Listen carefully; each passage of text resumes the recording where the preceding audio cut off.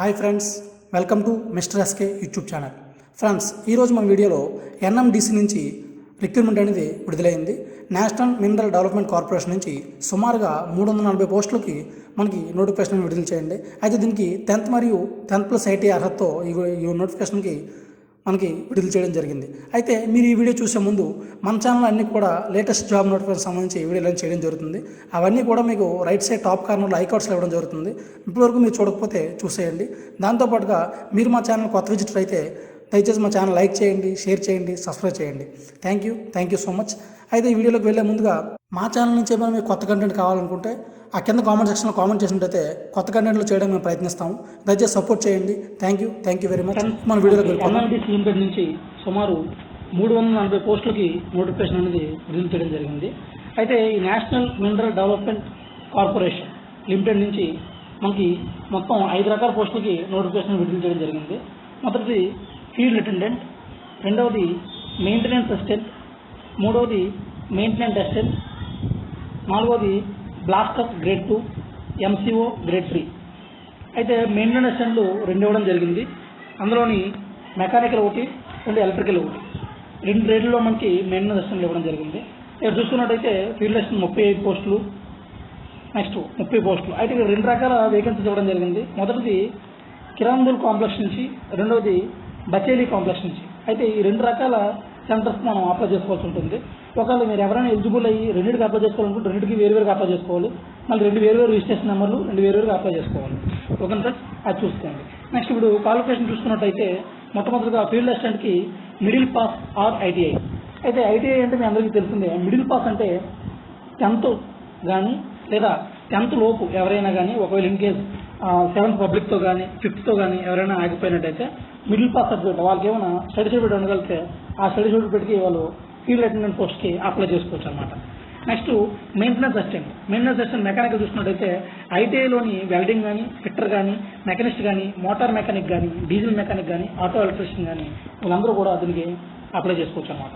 Next maintenance assistant electrical చూసినట్టయితే ITI in electrical ట్రేడ్లో ITI certificate ఉండాలి, వాళ్ళు దీనికి అప్లై చేసుకోవచ్చు.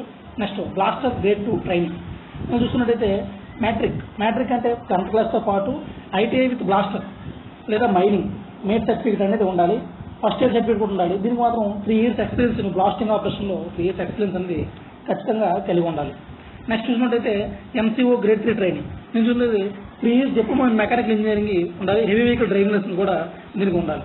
అయితే ఈ విధంగా చూసినట్టయితే మొత్తం 5 రకాల పోస్టులు కలిపి మొత్తం 340 పోస్టులకి నోటిఫికేషన్ అనేది విడుదల చేయడం జరిగింది. ఈ కింద చూసినట్టయితే కిరందూల్ కాంప్లెక్స్లోని ఏ విధంగా మనకు రిజర్వేషన్లు ఉన్నాయి, నెక్స్ట్ బచేలీ కాంప్లెక్స్లోని ఏ విధంగా మనకు రిజర్వేషన్ ఉన్నాయనేది ఈ కింద మనకి చూపించడం జరుగుతుంది. అయితే రెండింటిలోని పర్సన్ విత్ డిజేబిలిటీ, అయితే ఈ డిసేబిలిటీ పర్సన్స్ కూడా 2 పోస్టుల లెక్కన వీళ్ళకి ఉంచడం జరిగింది.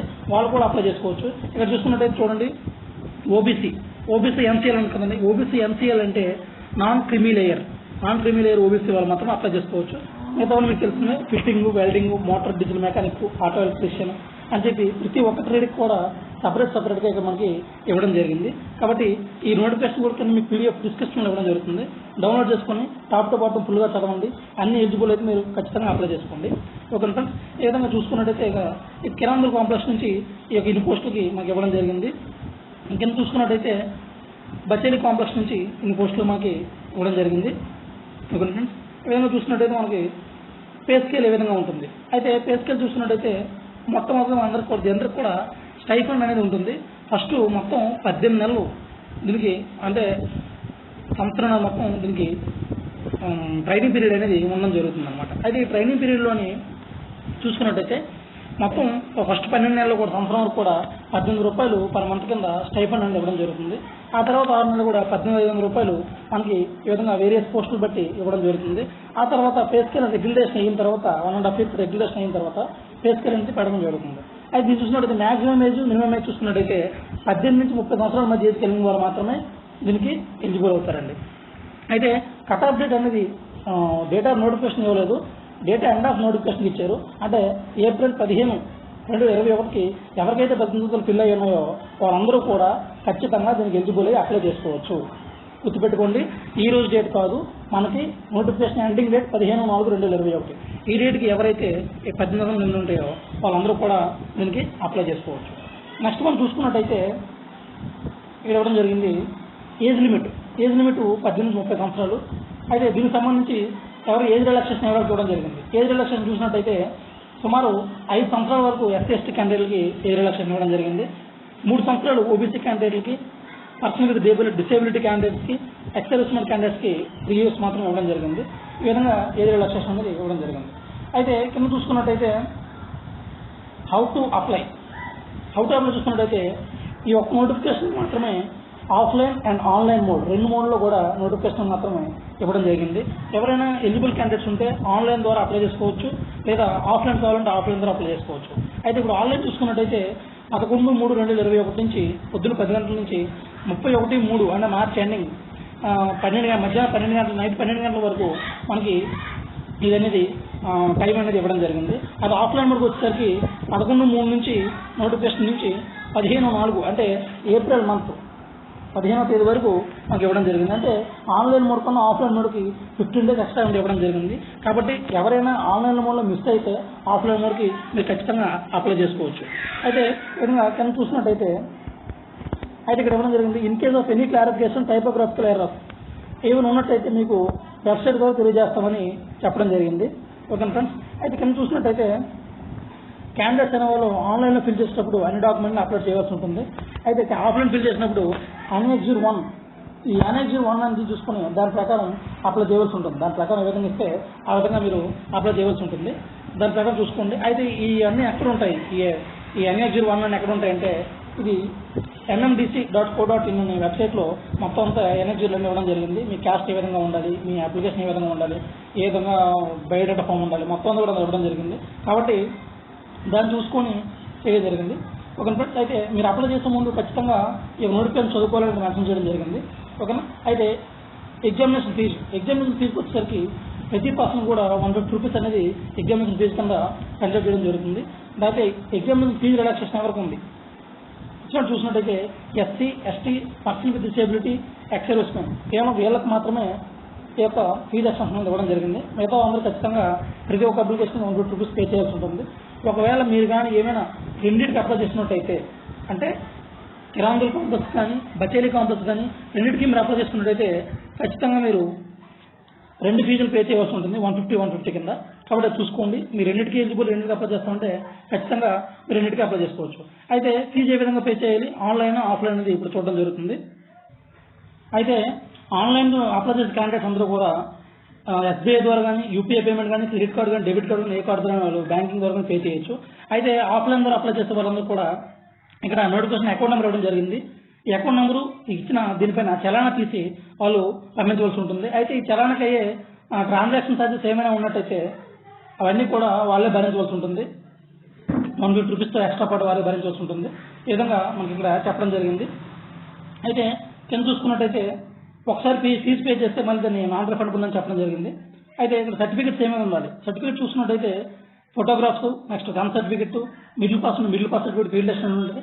నెక్స్ట్ చూసినట్టయితే సర్టిఫికెట్ సపోర్టింగ్ సర్టిఫికెట్స్ ఏముంటాయి అవి కూడా కావాలి. డిసేబిలిటీ సర్టిఫికెట్ కూడా ఎంటర్ చేయవలసి ఉంటుంది.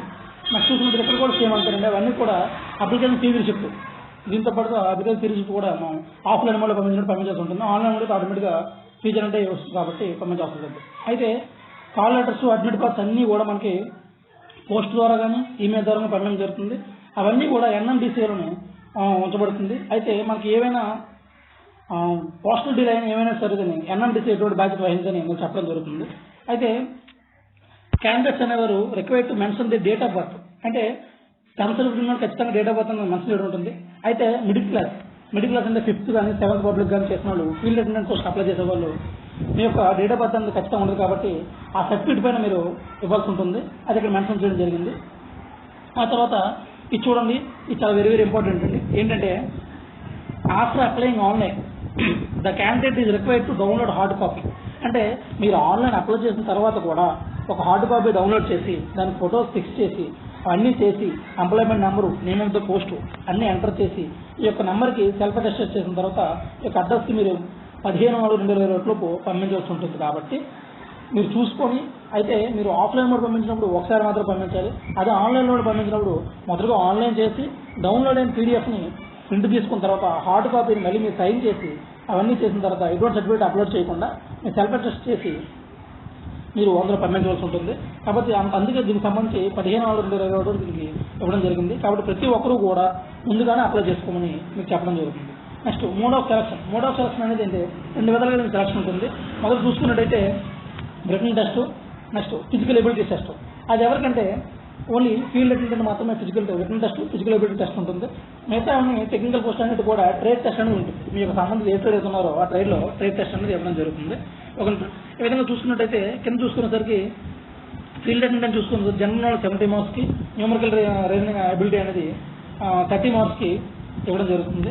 నెక్స్ట్ టెక్నికల్ పోస్ట్ చూసుకునేసరికి సబ్జెక్ట్ నాలెడ్జ్ అండ్ స్పెసిఫిక్ ట్రేడ్స్కి 30 మార్క్స్ వచ్చింది. నెక్స్ట్ జనరల్ నాలెడ్జ్ మొత్తం 130 మార్క్స్ ఈ స్పెసిఫిక్ ట్రేడ్స్ అనేది ఇవ్వడం జరుగుతుంది.